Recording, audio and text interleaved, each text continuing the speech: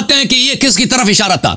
یہ جو نبی صلی اللہ علیہ وسلم نے فرمایا کہ یہ 3 خلفاء آ جائیں گے میرے بعد، یہ خلفاء آئیں گے میرے پاس جو شیطان ہے، میرے سنت، میرے ہدایت پہ نہیں ہے. یہ کون تھے میرے عزیزوں؟ میں ثابت کروں گا ابھی کہ یہ ابو بکر، عمر، عثمان تھے.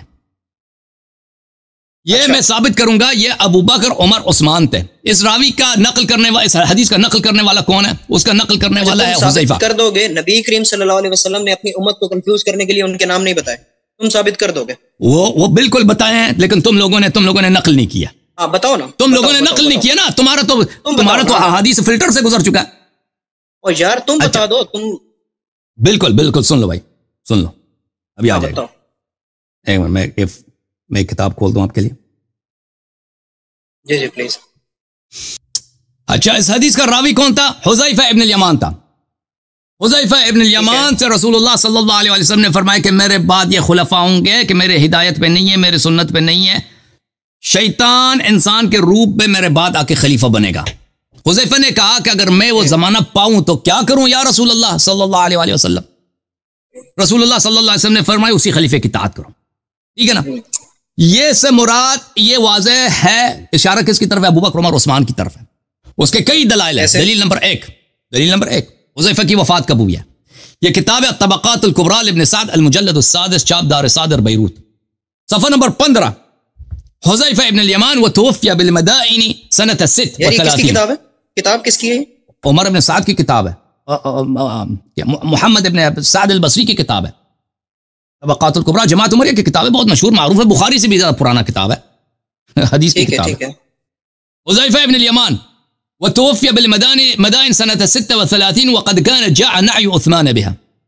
عثمان کے مرتے وقت مدائن میں یہ رہتے تھے. حذیفہ ابن الیمان کی وفات کب ہوئی؟ سنہ 36 میں. ادھر سے عثمان کے قتل کی خبر آئی ہے، ادھر سے یہ مر گیا. اچھا، اس نے کس کا زمانہ پایا؟ ابو بکر، عمر، عثمان کا زمانہ پایا. یہ اکمال و تہذیب الکمال فی اسماء الرجال، المجلد الرابع، طبع الفاروق الحدیث للطباعة والنشر. اس کتاب میں ملاحظہ فرمائیے میرے محترم ناظرین، یہ صفحہ نمبر 16 ہے.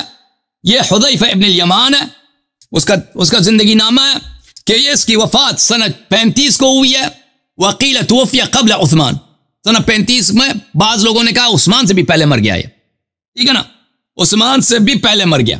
اچھا، یہ پہلی دلیل ہے.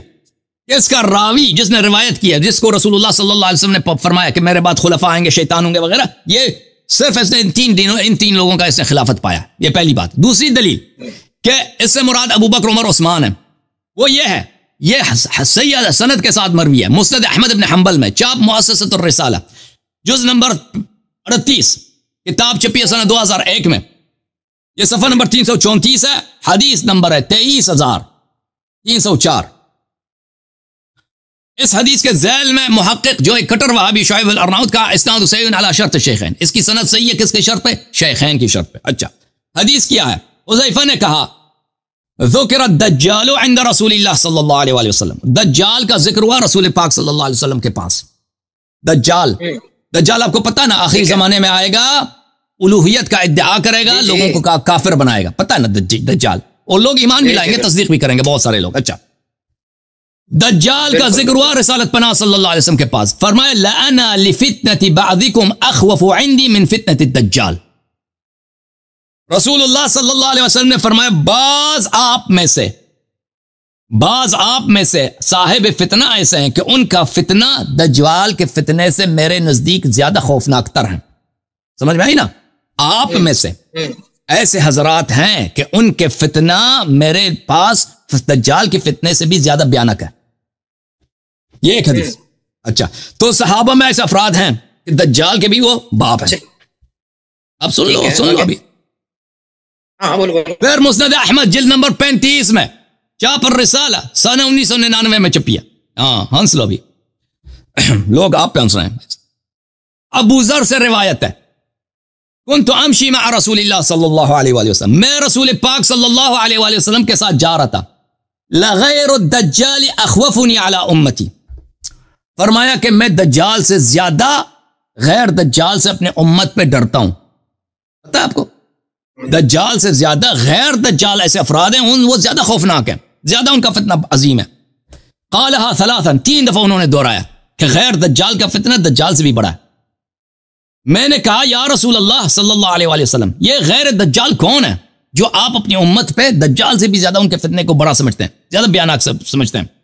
فرمایا ائمۃ مضلین, فرمایا وہ ایسے امام ہیں, ایسے پیشوا ہیں جو لوگوں کو گمراہ کریں گے.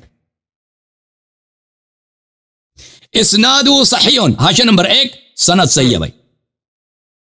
ایک حدیث میں فرمایا کہ وہ جو دجال سے زیادہ, اچھی طرح سے یاد رکھو, دجال سے زیادہ بھیانک ہے, اس کا فتنہ بڑا ہے, وہ صحابہ میں سے ہے. دوسرے میں فرمایا وہ ہیں جو امامت کے مقام پہ خلافت کے مقام پہ پہنچیں گے. آئے ہائے, وہ صحابہ جو امامت کے مقام پہ پہنچے, خلافت کے مقام پہ پہنچے. دجال سے بھی ان کا فتنہ زیادہ عظیم ہے. وہ کون ہے؟ وہ کون ہے؟ خلاف صحابہ میں سے سب تو خلیفہ نہیں بنے نا, 3 ہی خلیفہ بنے, 4 بلکہ. ایک ابو بکر ہے, ایک عمر ہے, ایک عثمان ہے, ایک معاویہ. ٹھیک ہے نا.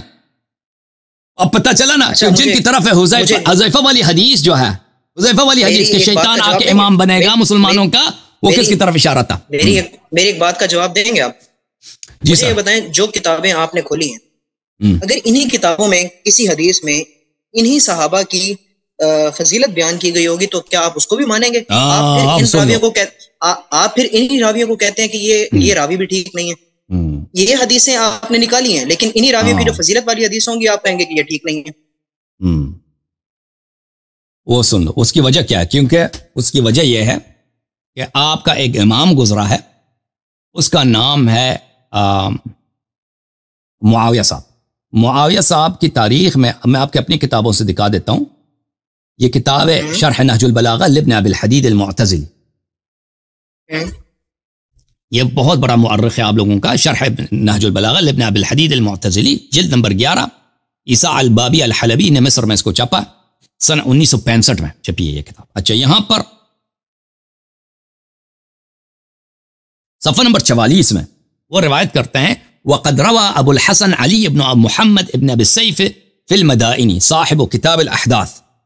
یہ ابو الحسن المدائنی, یہ بخاری, مسلم, احمد ابن حنبل, ان لوگوں سے بہت پرانا ہے, اور یہ ایک بہت بڑا محدث گزرا ہے, بہت بڑا مؤرخ گزرا ہے. اس کی کتابوں کی فہرست بہت طویل ہے, بہت بڑا عالم گزرا ہے, اور اکثر جو مثلا یہ اکابر ہیں ان کی کتابوں سے نقل کرتے ہیں. یہ شیعہ نہیں, غیر شیعہ. روایت نقل کرتا ہے, كتب معاویۃ نسخة واحدة الى عماله بعد عام الجماعہ. معاویہ نے صلح امام حسن علیہ السلام کے بعد ایک خط لکھا, ایک کمان لکھا, ایک فرمان لکھا اپنے تمام گورنروں کو, ان برئت الذمہ ممن روى شيئا من فضل ابی تراب واہل بیتہ. کیونکہ وہ سمجھتا تھا ابو تراب کا جو لقب ہے یہ گالی ہے, یہ سمجھتا تھا بیوقوف. کہتا اس نے خط لکھا کہ جو بھی شخص ابو تراب یعنی علی ابن ابی طالب علیہ السلام امیر المؤمنین علیہ السلام کی فضیلت میں یا ان کے اہل بیت کی فضیلت میں کوئی حدیث نقل کرے تو اس کی ایسی کی تیسی, اس کا خون بھی مباح ہے, اس کا جان و مال بھی حدر ہے. ٹھیک ہے نا, اس کی کوئی پروٹیکشن نہیں. اچھا, فقامت الخطباء فی کل کورۃ وعلی کل منبر یلعنون علیا ویبرؤون منہ ویقعون فیہ وفی اہل بیت. اس کا نتیجہ یہ ہوا کہ خطباء جتنے شہر تھے, جتنے گاؤں تھے, جتنے قبائل تھے, جو لوگ نماز جمعہ میں خطبہ دیتے تھے ویسے تقریر کرنی ہوتی تھی تو وہ کیا کرتے تھے, لعنت کرتے تھے امیر المؤمنین علی علیہ السلام کو اور ان کے اہل بیت کو اور ان کے شیعوں کو لعنت کرتے تھے. وَكَانَ أَشَدَّ النَّاسِ بَلَاءً حِينَئِذٍ أَهْلُ الْكُوفَةِ. اور اس دن سب سے زیادہ کس پہ سختی تھی؟ اہل کوفہ پر. لِكَثْرَةِ مَنْ بِهَا مِنْ شِيعَةِ عَلِيٍّ عَلَيْهِ السلام, کیونکہ وہاں پہ شیعہ بہت تھے. فَاسْتَعْمَلَ عَلَيْهِمْ زِيَادُ بْنُ سُمَيَّةَ وَضَمَّ إِلَيْهِ الْبَصْرَةَ. اچھا, زیاد ابن سمیہ, زیاد ابن ابی جو ہے, اس کو جس کو اس نے اپنا بھائی بنایا تھا, اس نے کہا, معاویہ نے شہادت دی تھی, شاہد لے کے آیا تھا کہ میرے باپ ابو سفیان نے اس کے ماں کے ساتھ زنا کیا, اس لیے میرا بھائی ہے. وہ بڑا مشہور ہے.